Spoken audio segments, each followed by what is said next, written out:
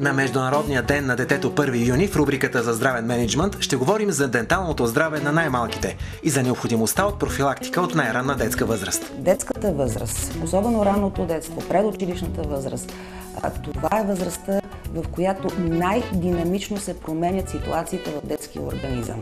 Денталното здраве е част от общото здраве. Едно дете с сериозни проблеми в устната си кухина, никога не можем да кажем, че е здраво дете. Така че, с цялата любов, желание и знание, които имаме, нека да бъдат добре дошли всички родители и дечица, да им е честит празника, да бъдат винаги усмихнати и щастливи. Ще завърша с това: обичаме ги. След празничния дух и настроение преминаваме към двете специализирани теми – поставянето на импланти и проблема с така наречените ратинирани зъби. Зъбният имплант е изкуствен корен, изработен от метал титан, който е 100% биосъвместим и се поставя в челюстната кост в областите, където липсват един или повече зъби. Най-голямото предимство на зъбния имплант е, че поддържа нивото на естествената кост и спира атрофията й. Как се поставят имплантите? Поставят се с местна опойка с минимални инвазивни процедури. Успехът на една имплантация се определя от достатъчното наличие на кост по височина, дължина и ширина, както и от добрата подготовка на пациента, започваща от санацията на устната кухина и параклиничните и рентгенови изследвания. Какви са методите за имплантиране? Съществуват два метода на имплантиране, като изборът им зависи от качеството на наличната кост и броя на липсващите зъби.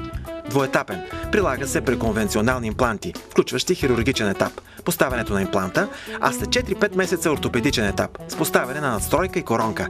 Едноетапен метод. При базалните импланти, които за разлика от другите импланти се поставят директно в челюстната кост, без да се прави разрез на венеца. При тях не е нужно наличието на голямо количество кост, така че могат да се поставят веднага след екстракции на силно разрушени или парадонтозни зъби. Най-важното предимство за тези импланти е, че не се чака дълго време за вкостяването и позволява до 3 дни да се постави коронка или мостова конструкция. Според доктор Мохамед няма противопоказания за лечение с зъбни импланти. Дори при пациенти с хронични заболявания като диабет или остеопороза биха могли да се поставят импланти, стига да бъде следено и контролирано тяхното лечение. Важно е пациентът да бъде насочен към опитни имплантолози и ортопеди, които прецизно и професионално да изберат методът за имплантиране, системата импланти и ортопедичните принципи. От голямо значение е посещаването на контролните прегледи. Във втората част на специализирания ни блок, посветен на денталното здраве, ще засегнем и темата за така наречените ратинирани зъби. Причината за затруднения пробив на зъбите от чисто морфологична гледна точка е липсва на място в нашите челюсти, което да позволява тези зъби нормално да пробиват в нашата уста. Тези зъби се наричат ретинирани. Най-често ретинирани зъби са долните и горните мъдреци, горните и долните кучешки зъби, но разбира се, всеки един зъб в нашата уста би могъл да бъде ретиниран. Ретинираните мъдреци могат да бъдат според тяхното разположение, както е показано тук от тези рентгенови снимки. Тук имаме един долен ретиниран мъдрец в ляво, в хоризонтално разположение, в вертикално разположение.